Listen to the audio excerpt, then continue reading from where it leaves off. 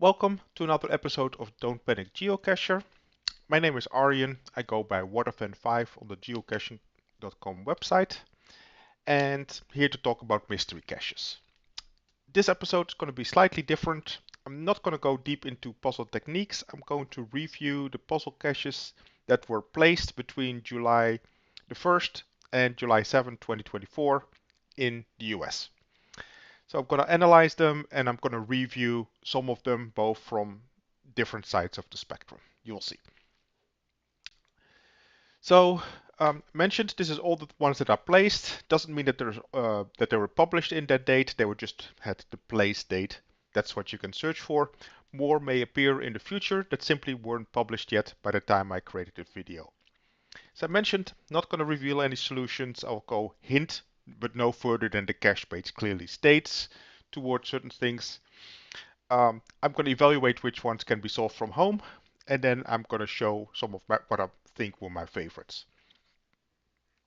So far published were 72, and I put them in a bookmark list, and I made that bookmark list published. I'll put the link in the show notes so that you can see them and can basically review the ones that I analyzed. So 72 were uh, published with this particular place date between the 1st and the 7th of July. So I can't solve all of them from home. So hopefully the attributes will help us. So I typically look at the attributes of caches. So you have challenge cache attributes, bonus cache attributes, field puzzle attributes. All of those either don't need to be solved because the coordinates are given. So with challenge caches, or with bonus caches, you first need to go on site to do either other caches or lab caches. So that would be the bonus attribute. And then the field puzzle, they're not meant to be solved from home, so those I can ignore as well. I typically still update the coordinates because either I need to go on site or the cache is at the exact location, so I just update the coordinates to the posted location. But there is nothing to solve, right? So if we subtract these numbers from the 72, then we get 42 left that we can further evaluate because all of these we can ignore. Now note, although attributes might be useful, they're not always correct, especially field puzzles. A lot of puzzles that need to be solved in the field are not necessarily marked as a field puzzle. So make sure to not only rely on the attributes, but just read the text as well to make sure. The same cache page challenge caches don't have to be at the posted coordinates. They can be at alternative coordinates. So take a look at that as well to make sure that you don't accidentally go to the wrong coordinates. But anyway, I update those and kind of like are done with those. So one of the most common techniques that we see is simply what I call trivia puzzles. So those can be solved by looking up something. And either you have to look up by just doing a Google search or use some kind of AI like ChatGPT, or you have to do a reverse image search. So again, you can do that using Google or other tools like TinEye, or you have to find something on the Google Maps or the geocaching map. So these are very common techniques. I have two videos where I talk about these techniques. The names you can see here: solving mystery caches, Google all the things, and please ChatGPT solve this puzzle for me, where I talk about kind of like how to use these tools to solve puzzles. So in total there were 16 of those, so 13 were just trivia. Note the trivia was from sometimes very simple, just answer one question, to answering a lot of questions, but all of them were just simply trivia questions that you had to do. So if we subtract the 16 from the 42 that we'd left, we have 26 left to solve, right? Once you've done the hard part, of course. So another common one, and this one is slightly problematic, I think, is the so-called Jiggity ones. There were 11 of those published. Unfortunately, this is quite accurate. About a quarter of all the mystery caches that can be solved from home are Jiggity puzzles these days. Why is it problematic? Well, it has a little bit to do with the Magic principle. Magic is one of geocachers, and I recently had the pleasure of meeting him at Geo Woodstock. And one of his theories is that a good puzzle takes more time to make than it creates to solve. And that is absolutely correct. A good puzzle takes a lot of time to make. With the Jiggities, it's the opposite. It takes 5 minutes to make a Jiggity puzzle that takes an hour or longer to solve. The balance is completely off there. So that is the problem with Jiggities. They're easy to make, harder to solve. Necessarily, that is just not necessarily interesting. However, there's 11 of those. So you have to do 11 Jiggities and then you get 11 answers, and now you have coordinates. Then there were some other techniques used. There were a couple of beginner puzzles where it was so basic that you never have to leave the cache page. It just shows right away what you need to do, like add small numbers to coordinates or answer a question. There were a few where it's font substitutions. These were fortunately, most of them were pretty straightforward, where they gave you kind of like the font. Sometimes it's harder. So this is like the Klingon and the other type of letters that you have to basically convert back to either alphabet or a number. There's one that had the coordinates hidden on the cache page, and then there's one that used a cipher or a code that you had to find. And as long as you recognize the cipher or the code, there were some hints on the cache page, then you're good. And so now we are down to 8 caches to be done. Now, 3 stood out for me because normally they would immediately go to my ignore list. Things that go to my ignore list are things that have red herrings. Somebody once said to me, red herrings is disrespectful for the time of the puzzle solver, and I definitely see it that way as well. So typically, if I know that something has red herrings or it's harder to find where the puzzle is, it's unclear what the puzzle is, I will often just ignore it.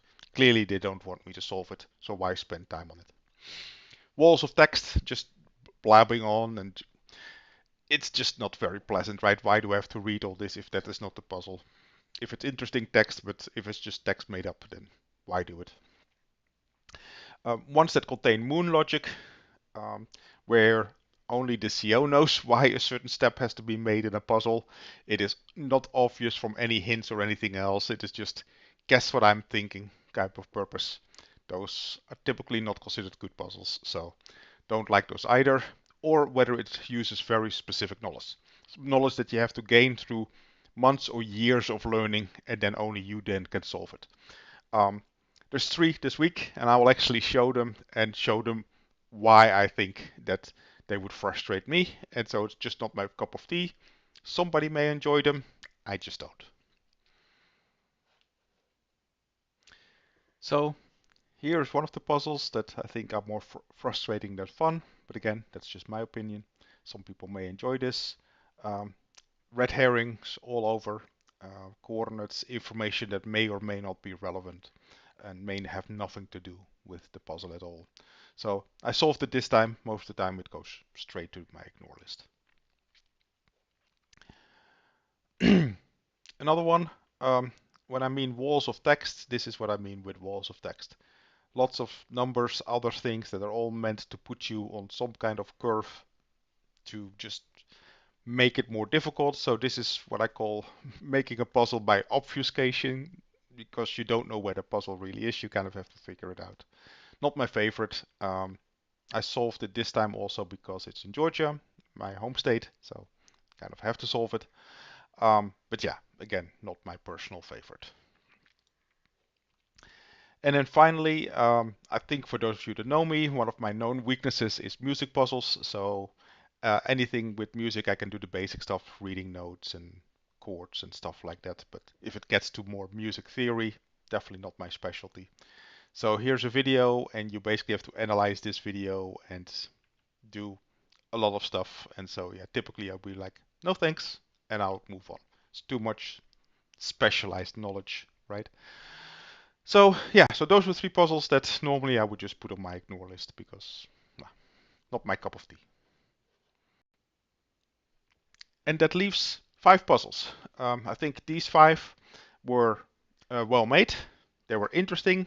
They were all the way from somewhat easy to harder to do. Clearly, you could see that the CEO had spent time on creating these puzzles. They were well made.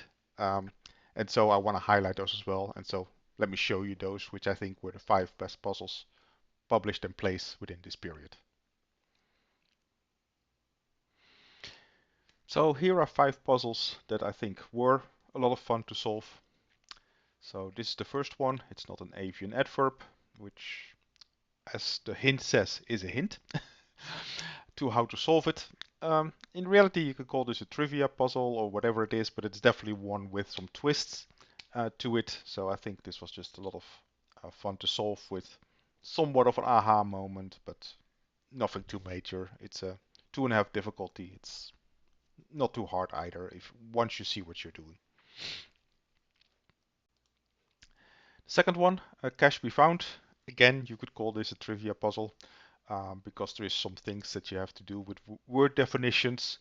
But once you do that and the 5-letter words, again, there's a few twists to it, which make it more than just a trivia puzzle.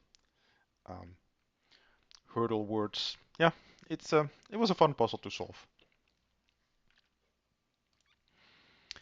Um, Also here, this again proves that good puzzles don't need to be hard. This is only 1.5 star. And if I show you the puzzle, you may recognize immediately what you need to do to get the coordinates. It's very basically a beginner puzzle, I would say, but I think it was a good puzzle. It was nice made, nice makeup, background. Yeah, it all worked well. And so I think a very good puzzle. Next one, again, background picture, which there's a couple of hints in this puzzle as well, them bones, and there's a couple of other hints that makes you realize pretty quick what is going on. I'd actually seen a similar puzzle like that, so that made it slightly easier to solve. Um, so yeah, I think another good puzzle to take a look at um, and see if you can solve it. Like I said, there's quite a few hints in what you need to do here. And then the last one, probably my favorite of the week. Easier to solve, I think, on a computer than it is maybe from the phone. But just a very straightforward puzzle in what needs to be done. And once you realize what needs to be done, there's a few steps to it. So hence the 2.5 difficulty, maybe slightly, I would probably maybe rate it a 3, maybe slightly higher, but I think overall a very well made puzzle and it looks pretty. Yeah, I think this was my favorite puzzle of this week. So if you want to solve these puzzles as well, didn't encounter something really unique this week. Um, These are some of the videos that might help you. So take a look. These are the names of the videos of the Don't Panic, so you can look those up. All of them are relevant to one or more of these puzzles and should help you solve some of these puzzles. And I kind of gave you the categories in which they fall, right? So if you want to learn more, these are some of the videos that might be able to help you further in solving those. So that's it. A little bit different episode this week. If you enjoyed it, please leave a like. If you have any feedback that it was too short, too long, I didn't show a lot of them. I only showed like some extremes, but I didn't show any of them. If you would like to show them, I won't give away, of course, how to solve them exactly, but I'm more than happy to discuss them in more detail. Give me your feedback of how you would like me to see. If you found this interesting for me to summarize this, so that way I know whether I should do more of them. Thank you very much. If you want to reach out, um, contact me or waterfan5 on the geocaching.com website. Either message me or email me. I also have my Gmail account right here. So with that, thank you very much for your time, and hopefully this will help you solve some more puzzle caches.